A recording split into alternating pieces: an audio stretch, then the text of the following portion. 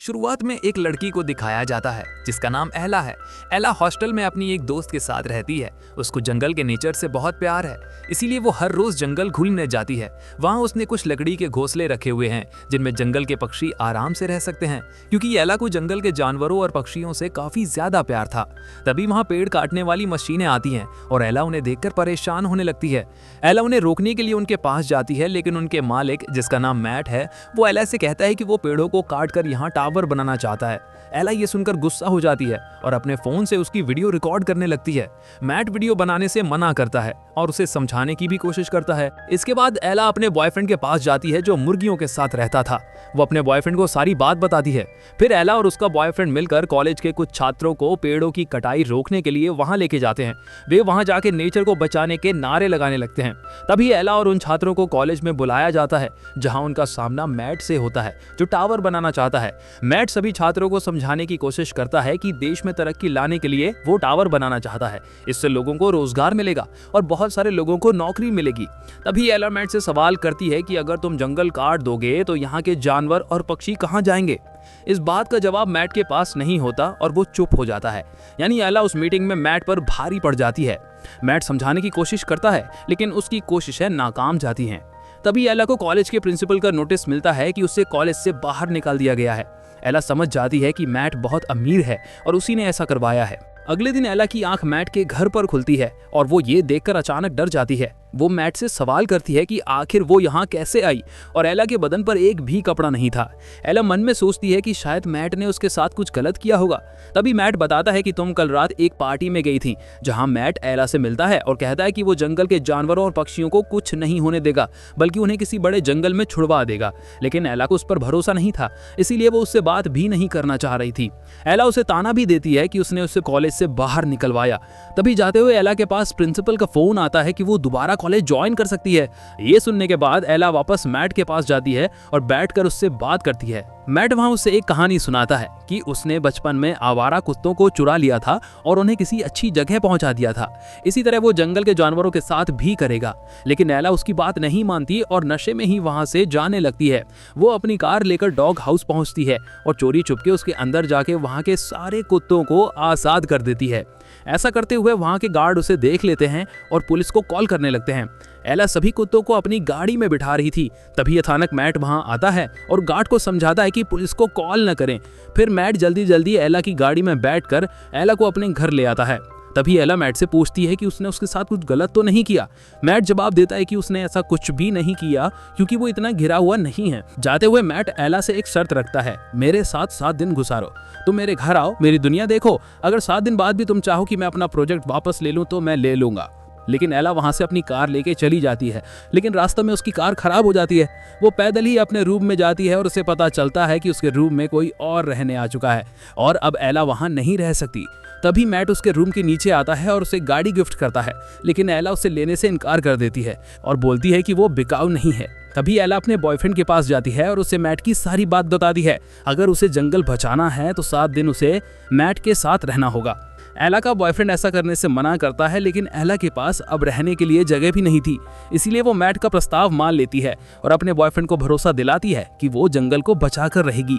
अगले दिन एला मेट के घर पहुंच जाती है और वहां जाते ही सबसे पहले मेट को अपना कॉन्ट्रैक्ट दिखाती है, जिस पर लिखा था कि मेट ना तो उसे बाहर आने जाने से रोकेगा और ना ही किसी गलत काम के लिए मजबूर करेगा। मेट इस बात के लिए मान जाता है और कॉन्ट्रैक्ट साइन कर देता है, बस एक शर्त पर। एला उसके घर रहते हुए उसके द्वारा तय किए गए नियमों का पालन करेगी। एला ये शर्त मान लेती है। पहले दिन एला मेट के पेंट हाउस पहुंचती है। वो बहुत बड़ा, साफ सुथरा और व्यवस्थित था। हर चीज सेट थी, फूल, बर्तन, फर्नीचर, हर जगह एक परफेक्ट सिमेट्री थी। एलो को इस जगह की खूबसूरती तो अच्छी लगी, लेकिन भीतर उसे महसूस हुआ कि ये जगह थोड़ी खाली है। सब कुछ बहुत कंट्रोल में, बहुत परफेक्ट सा। मेट एला को महंगी गिफ्ट्स देता है, कपड़े, जूते और ज्वेलरी। मेट का अंदाज था कि वो गिफ्ट से दिल जीत लेगा, लेकिन एला साफ मना कर देती है। वो कहती है कि मैं इन चीजों से नहीं बदलने वाली, पैसों से मेरे फैसले नहीं खरीद सकते। ये सुनकर मेट हैरान हो जाता है, क्योंकि उसे ये पसंद नहीं कि कोई उसे रिजेक्ट करे, लेकिन एला ने साफ कर दिया कि वो बिकाऊ नहीं है। इसके बाद मेट एला को एक और महंगा लेकिन निजी उपयोग का इलेक्ट्रॉनिक गिफ्ट देता है। एला उसे भी लेने से मना करती है, लेकिन कॉन्ट्रैक्ट के चलते उसे स्वीकार करना पड़ता है, हालांकि वो उसका उपयोग नहीं करती। थोड़ी देर बाद उसे कॉलेज में एग्जाम देने जाना होता है, इसलिए एला अपने बॉयफ्रेंड के साथ कॉलेज पहुंचती है। एग्जाम रूम में पहुंचते ही वो टीचर से क्वेश्चन पेपर लेती है, लेकिन उसका मूड पहले से ही खराब था और वो घबराई हुई लग रही थी। उसका ध्यान पढ़ाई पर नहीं था और टीचर के सामने भी वो विचलित सी होने लगती है। उसका बॉयफ्रेंड ये देख लेता है और तुरंत उसे वहां से बाहर ले जाता है। एला गुस्से में मेट के घर पहुंचती है और कहती है, तुम मुझे इस तरह परेशान नहीं कर सकते, ये सब गलत है। मेट जवाब देता है कि कॉन्ट्रैक्ट में उसकी तरफ से कोई उल्लंघन नहीं किया गया है। इसके बाद मेट एला के लिए एक फैशन डिजाइनर बुलाता है और उसे कई महंगी ड्रेस पहनने के लिए देता है। एला उसमें से एक ड्रेस चुनती है और दोनों एक महंगी कार में बाहर घूमने के लिए निकल जाते हैं। वहां दोनों संगीत सुन रहे होते हैं। मेट बार बार उसे कंट्रोल में रखने की कोशिश करता है, लेकिन एला जानबूझकर बहुत तेज, नटखट और एटीट्यूड वाली हरकतें करने लगती है ताकि मेट को पब्लिक में शर्मिंदगी महसूस हो। मेट को सचमुच शर्मिंदगी आती है और एला को वापस घर ले आता है। घर लौटते समय मेट एला से गाड़ी चलवाता है। एला ड्राइव करी थी और मेट उसे हल्के हल्के चढ़ाता है, लेकिन इस बार एला हंस रही थी क्योंकि उसे महसूस हुआ कि शायद मेट उतना बुरा नहीं है जितना वो समझती थी। अगले दिन मेट एला को एक खास जगह ले जाता है जहां उसकी पूरी बॉडी की आकृति की चॉकलेट बनाई जा रही थी। एक अजीब लेकिन कलात्मक सा आइडिया। घर आने के बाद मेट खुद एला के लिए स्वादिष्ट खाना बनाता है। खाना खाकर एला मानती है, हाँ खाना वाकई बहुत अच्छा है। अगले दिन एला के पास उसके पिता का फोन आता है, लेकिन एला उनसे ठीक से बात नहीं करती। मेट ये सुन लेता है और कहता है कि उनके पिता के पास जाना चाहिए। अगली शाम दोनों एला के पिता के घर पहुंचते हैं। पिता अपनी बेटी को देखकर खुश होते हैं और मेट को देखकर सोचते हैं कि शायद एला उसका पति है। मेट एला के पिता से बात करता है और उसे पता चलता है कि एला की मां ने उसे बचपन में छोड़कर चली गई थी और उसके पिता ने दूसरी शादी कर ली। एला अपने पिता से नाराज थी क्योंकि उसने महसूस किया था कि पिता ने कभी उसका साथ नहीं दिया। थोड़ी देर बाद दोनों वहां से वापस लौट आते हैं। अगले दिन मैट एला को एक स्पेशल जगह पर ले जाता है।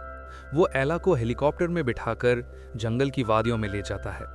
एला हरी भरी वादियां देखकर बेहद खुश होती है और अंदर ही अंदर मैट के लिए उसके मन में एक नरमी आने लगती है।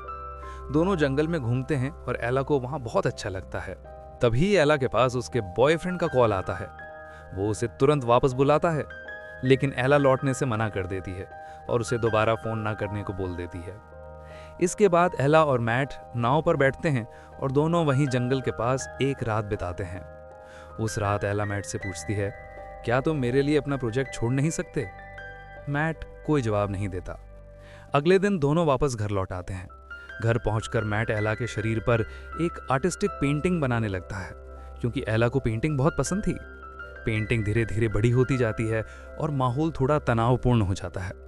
मैट अपने इमोशंस में बहने लगता है, लेकिन एला उसे रोक देती है क्योंकि वो उस समय ऐसा कुछ नहीं चाहती थी। अगले दिन एला मैट से उसके माता पिता के बारे में पूछती है।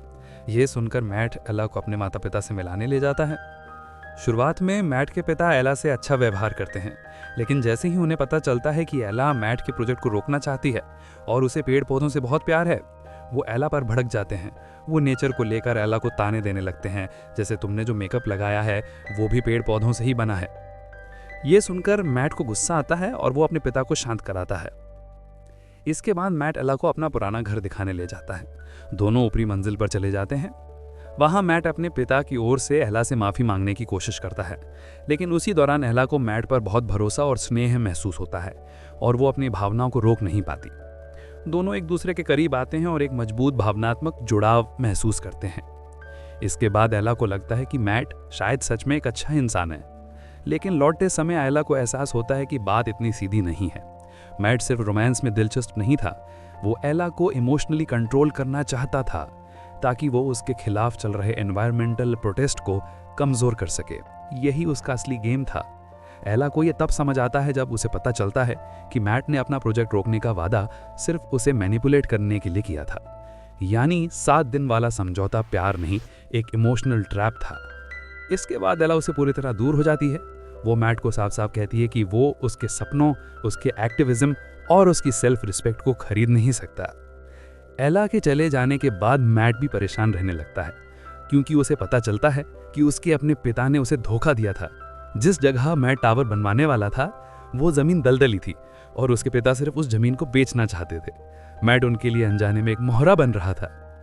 अगले दिन मैट दोबारा एला के पास जाता है और अपने किए की माफी मांगता है। इस बार उसे सच में पछतावा होता है। एला उसे माफ कर देती है और दोनों के बीच फिर से भरोसा बनने लगता है।